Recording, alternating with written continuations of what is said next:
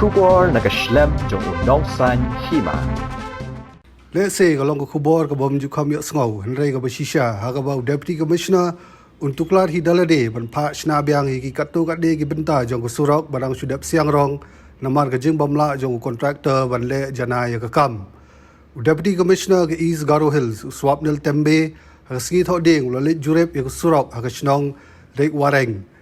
Ya kene ke surok ke badan kumba 8 kilometer la pentre na Rural Infrastructure Development Fund aga jinglut ke balong kumba 8 kilor tingka.